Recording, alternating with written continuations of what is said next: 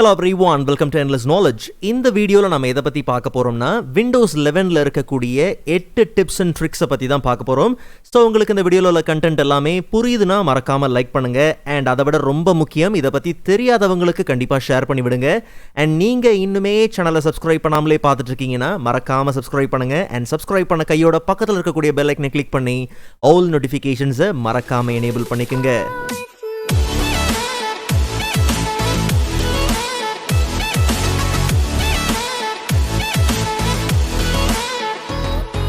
Alright, so first one, task baroda alignment. So டிஃபால்ட்டாக நமக்கு சென்டரில் பார்த்தீங்கன்னா இருக்குது, இல்லை நேட்டிவாக எனக்கு லெஃப்ட் சைடில் இருக்கிற மாதிரியே தான் தேவைங்கிற பட்சத்தில் டாஸ்க் பாரை ஜஸ்ட் நம்ம என்ன பண்ணலாம், ரைட் கிளிக் பண்ணி டாஸ்க் பாரோட செட்டிங்ஸ்குள்ளே போயிடலாம். கொஞ்சம் அப்படியே ஸ்க்ரோல் பண்ணி வந்தோம்னா கடைசியில் நமக்கு டாஸ்க் பாரோட பிஹேவியர்ஸ் இருக்கு இல்லையா, அந்த ட்ராப் டவுனில் நமக்கு ஃபர்ஸ்ட் ஆப்ஷனே பார்த்தோம்னா டாஸ்க் பாரோட அலைன்மெண்ட் இருக்கும். ஸோ டிஃபால்ட்டாக நமக்கு சென்டரில் இருக்குது, நம்ம தேவைக்கு ஏற்ற மாதிரி லெஃப்ட் சைடுக்கு அதை சேஞ்ச் பண்ணிக்கலாம். ரெண்டாவதாக பார்த்தோம்னா விட்ஜெட்ஸ். இதே டாஸ்க் பார் செட்டிங்ஸில் டாப்பில் டாஸ்க் பார் ஐட்டம் செக்ஷனில் பார்த்தோம்னா விட்ஜெட்ஸ் இருக்கும், ஜஸ்ட் நம்ம எனேபிள் பண்ணிக்கலாம். ஸோ அப்போ நமக்கு ஸ்டார்ட் மெனுவுக்கு பக்கத்தில் பார்த்தோம்னா விட்ஜெட்ஸ் இருக்கும், அதுக்கு மேலே ஹோவர் பண்ணாலே நம்ம விட்ஜெட்ஸை ஈஸியாக பார்த்தீங்கன்னா ஆக்சஸ் பண்ணிக்கலாம். ஃபுல் வியூவில் பார்த்துக்கிட்டு இருக்கிறோம், ஹாஃப் வியூவில் நம்ம என்ன பண்ணலாம், சேஞ்ச் பண்ணிக்கலாம். நமக்கு தேவையான விட்ஜெட்ஸ் ஏற்கனவே இருக்குது, இல்லை உங்களுக்கு தேவையானது ஆட் பண்ணணுங்கிற பட்சத்தில் நமக்கு மேலே பார்த்தீங்கன்னா விட்ஜெட்ஸ்க்கு பக்கத்தில் ஆட் விட்ஜெட்ஸ் ஐக்கன் இருக்குது, ப்ளஸ் ஐக்கனை கிளிக் பண்ணி நமக்கு தேவையான விட்ஜெட்ஸை ஆட் பண்ணிக்கலாம். ஈவன் ஃபைண்ட் மோர் விட்ஜெட்ஸ் கொடுத்து நாம் ஸ்டோரில் இருந்தும் நமக்கு தேவையான விட்ஜெட்ஸை ஆட் பண்ணிக்க முடியும்.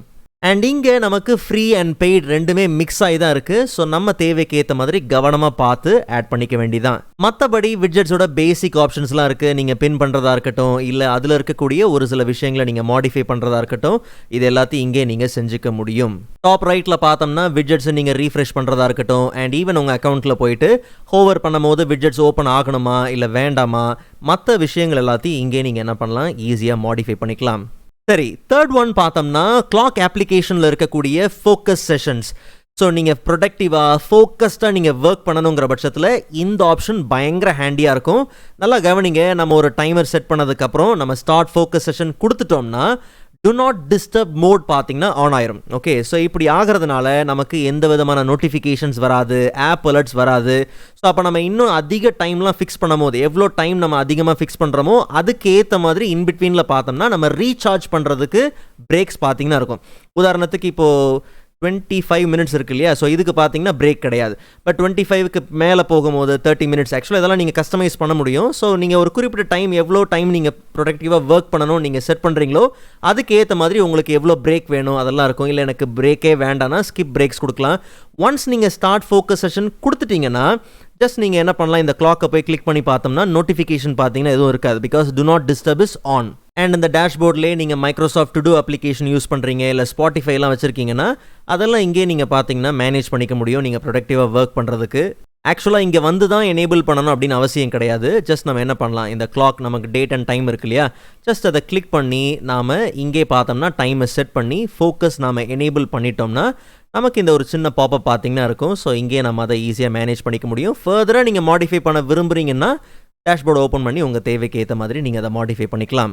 அண்ட் அந்த மாடிஃபிகேஷன்லாம் செட்டிங்ஸில் போய் நீங்கள் என்ன பண்ணலாம், தாராளமாக மாடிஃபை பண்ணிக்கலாம். பட் நான் மென்ஷன் பண்ண மாதிரி ஒரு விஷயத்தை நீங்கள் நல்லா ஞாபகம் வச்சுக்கணும்.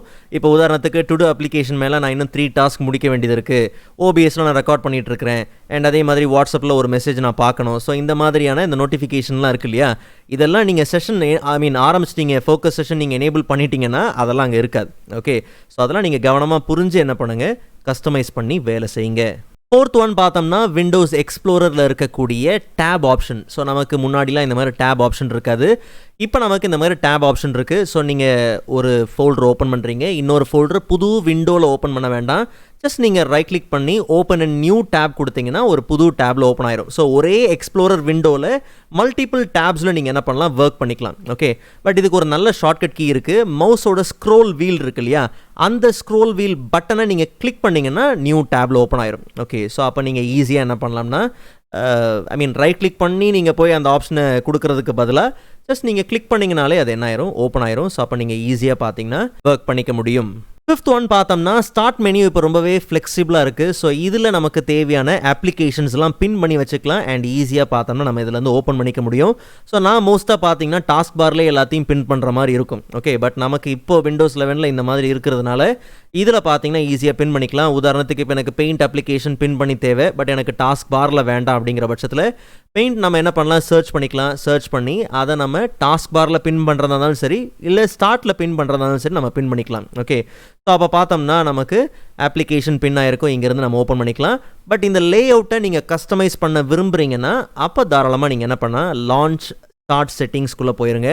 இதில் நமக்கு 3 லே அவுட் ஆப்ஷன் இருக்குது. ஓகே, எனக்கு வந்து பின்ட் அப்ளிகேஷன் ஒரு 2 ரோவில் முடிஞ்சிருட்டும், மீதி எல்லா ரெக்கமெண்டேஷன்ஸ் இருக்கட்டும்னா நீங்கள் மோர் ரெக்கமெண்டேஷன்ஸ் என்ன பண்ணலாம் கொடுக்கலாம்.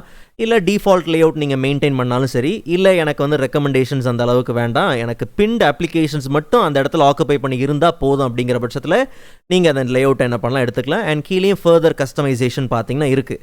ஆனால் இதில் முக்கியமானது பார்த்தோம்னா ஃபோல்டர்ஸ். இந்த ஸ்டார்ட் மெனுவோட பவர் ஐக்கன் இருக்கு இல்லையா, அதுக்கு பக்கத்தில் நமக்கு தேவையான ஐக்கன்ஸை ஆட் பண்ணணுங்கிற பட்சத்தில் நம்ம ஆட் பண்ணிக்கலாம். உதாரணத்துக்கு எனக்கு வந்து விண்டோஸ் எக்ஸ்ப்ளோரருக்கு போகிற ஐக்கன் அந்த மாதிரிலாம் ஆட் பண்ணணும் அப்படிங்கிற பட்சத்தில் ஃபோல்டர்ஸில் போயிட்டு நமக்கு தேவையான ஆப்ஷன்ஸ் ஆட் பண்ணிக்கலாம். உதாரணத்துக்கு file explorer, downloads, pictures or videos, anything. Okay, so இந்த மாதிரி நம்ம ஐக்கன்ஸ்லாம் என்ன பண்ணலாம், இங்கே எனேபிள் பண்ணிக்கலாம். ஸ்டார்ட்டில் போய் பார்த்தோம்னா பவர் ஐக்கனுக்கு பக்கத்தில் இதெல்லாம் இருக்கும். ஸோ இங்கேருந்து டக்குன்னு எனக்கு டவுன்லோட்ஸ் போகணும், இல்லை டக்குன்னு எக்ஸ்ப்ளோரர் போகணும்னா இங்கேருந்து ஈஸியாக நம்ம என்ன பண்ணலாம், அதை ஆக்சஸ் பண்ணிக்க முடியும். க்ளீனாக ஆர்கனைஸ்டாக வேணும், பட் அதே சமயத்தில் நமக்கு தேவையான அப்ளிகேஷன்ஸை ஃப்ளெக்சிபிளாக ஆக்சஸ் பண்ணவும் முடியணும்னா அப்போ நீங்கள் தாராளமாக என்ன பண்ணலாம், உங்களுடைய ஸ்டார்ட் மெனுவை ஃபுல் ஃப்ளெட்ஜாக நீங்கள் யூஸ் பண்ணலாம்.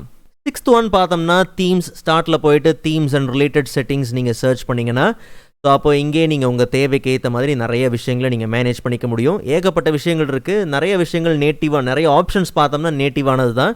பட் நமக்கு தேவையான அந்த மவுஸ் கர்சர் இதெல்லாம் நீங்கள் கொஞ்சம் இங்கே பார்த்தோம்னா ஆப்ஷன்ஸ்லாம் இங்கே ஒரே இடத்துல கேதர் பண்ணி இருக்கிறதுனால நமக்கு தேவையான விஷயங்கள் எல்லாத்தையும் இங்கே நம்ம என்ன பண்ணலாம், அழகாக மாடிஃபை பண்ணிக்கலாம். Background, dark mode, pictures, anything, இதெல்லாம் நம்ம ஈஸியாக பேசிக்கான ஆப்ஷன்ஸ் தான். பட் இங்கேருந்து நீங்கள் எல்லாத்தையும் ஃப்ளெக்சிபிளாக இப்போ என்ன பண்ண முடியும், மாற்றிக்க முடியும்.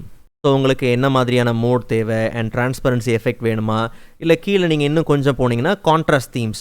ஸோ உங்களுக்கு லோ விஷன், லைட் சென்சிட்டிவிட்டி, அதை பேஸ் பண்ணி உங்களுக்கு தேவையான தீம்ஸை நீங்கள் யூஸ் பண்ணணும்னா எல்லா ஆப்ஷன்ஸும் இங்கே பார்த்தோம்னா ப்ரீ டிசைன்டாக இருக்குது. நீங்கள் அதுக்கேற்ற மாதிரி யூஸ் பண்ணிக்கலாம் அண்ட் ஃபர்தராக நீங்கள் அதை கஸ்டமைஸ் பண்ணிக்கவும் முடியும்.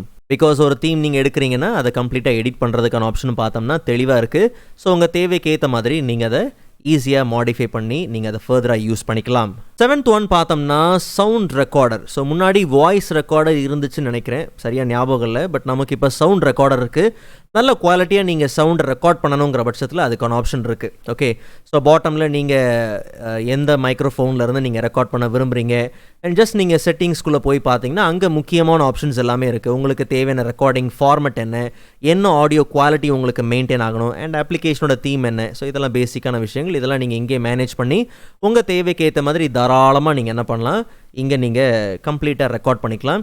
அண்ட் ஒன்ஸ் நீங்கள் ரெக்கார்ட் பண்ணதுக்கப்புறம் ஸ்டாப் பண்ணிக்கோங்க, ஏற்ற மாதிரி ப்ளே பண்ணி பண்ணலாம். ஓகே, பட் எனிவே நல்ல குவாலிட்டியாக உங்களுக்கு ரெக்கார்ட் ஆகணும்னா நல்ல மைக் தேவை. ஸோ அது பேசிக்கான விஷயம், எல்லாருக்கும் தெரிஞ்சது தான். ஜஸ்ட் நம்ம ஷோ இன் ஃபோல்டர், ஸோ அப்போ இது எங்கே லொக்கேட் ஆகிருக்கு அப்படிங்கிறது நமக்கு தெரியும். ஸோ டாக்குமெண்ட்ஸில் சவுண்ட் ரெக்கார்டிங்ஸ் அண்ட் இது உங்கள் தேவைக்கு ஏற்ற மாதிரி மற்ற இடத்துல நீங்கள் மூவ் பண்ணாலும் மூவ் பண்ணிக்கலாம். அண்ட் ஃபைனலாக 8th ஒன் பார்த்தோம்னா ஸ்னாப் லேஅவுட்ஸ். ஜஸ்ட் நீங்கள் மல்டிபிள் விண்டோஸில் ஒர்க் பண்ணுறீங்க அப்படிங்கிற பட்சத்தில் அப்போ நீங்கள் இன்னும் ஆர்கனைஸ்டாக ஒர்க் பண்ணுறதுக்கு ஜஸ்ட் நீங்கள் அந்த விண்டோவோட டைட்டில் பார் இருக்கு இல்லையா, அதை நீங்கள் ஹோல்ட் பண்ணி ட்ராக் பண்ணும் போதே டாப்பில் பார்த்தோம்னா நமக்கு அந்த ஸ்னாப் லேஅவுட் பார்த்தீங்கன்னா வரும். ஜஸ்ட் அதுக்கு மேலே ஹோவர் பண்ணோடனே எப்படி உங்களுக்கு தேவை, இதை எப்படி ஸ்னாப் பண்ணி வைக்கணும் அப்படிங்கிறத இங்கே நீங்கள் என்ன பண்ணலாம் கொடுத்துக்கலாம். ஒன்ஸ் நீங்கள் லேஅவுட்டை செட் பண்ணிட்டீங்க அப்படின்னும் போது அண்ட் அடுத்ததில் உங்களுக்கு என்ன தேவை, ரெக்கார்டிங் வேணுமா, ரெக்கார்டிங் என்ன பண்ணலாம் வச்சுக்கலாம், எப்படி வேணுமோ நீங்கள் அதை செட் பண்ணிக்க முடியும். ஓகே, உங்கள் தேவைக்கு ஏற்ற மாதிரி ஆர்கனைஸ்டாக அதை வச்சுக்கலாம்.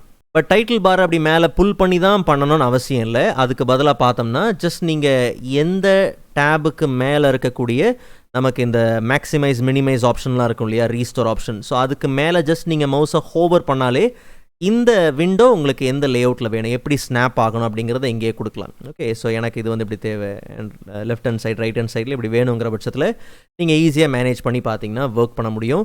ஈவன் மூணாவதாக ஒரு அப்ளிகேஷன் நம்ம ஓப்பன் பண்ணுறோம், ஸோ அதுவும் நமக்கு பார்த்தோம்னா ஸ்னாப் பண்ணி வேணுங்கிற பட்சத்தில் ஹோவர் பண்ணி எப்படி வேணுமோ அதுக்கேற்ற மாதிரி நம்ம என்ன பண்ணலாம், ஆட் பண்ணிக்கலாம். ஓகே, ஸோ அதுக்கேற்ற மாதிரி எல்லாம் பார்த்தோம்னா ஆர்கனைஸ்டாக வரும். மல்டிபிள் வியூவில் ஸ்ப்ளிட் பண்ணி நம்ம ஒர்க் பண்ணுறதுக்கு ஒரு நல்ல ஆப்ஷன் பார்த்தோம்னா ஸ்னாப் லேஅவுட்ஸ். மற்றபடி விண்டோஸ் 10ல் நம்ம என்னென்ன ஃபீச்சர்ஸ் யூஸ் பண்ணமோ அதே தான் இங்கேயும் இருக்குது. இல்லை விண்டோஸ் 10ல் இருக்கக்கூடிய ஹிடன் ஃபீச்சர்ஸே எனக்கு தெரியாது ப்ரோங்கிற பட்சத்தில் அந்த வீடியோக்கான லிங்க் நான் டிஸ்கிரிப்ஷனில் கொடுக்குறேன், கண்டிப்பாக நீங்கள் செக் பண்ணி பாருங்கள். ஸோ இந்த வீடியோ உங்களுக்கு யூஸ்ஃபுல்லாக இருக்கும் நம்புறேன். அண்ட் ப்ரீவியஸ் வீடியோஸ்க்கான லிங்க் நான் டிஸ்கிரிப்ஷனில் கொடுக்குறேன், கண்டிப்பாக நீங்கள் செக் பண்ணி பாருங்கள். ஸோ நெக்ஸ்ட் வீடியோவில் அதை விட இன்ட்ரெஸ்டிங்கான டாப்பிக்கை பார்க்கலாம். அதுவரை காத்திருங்கள்.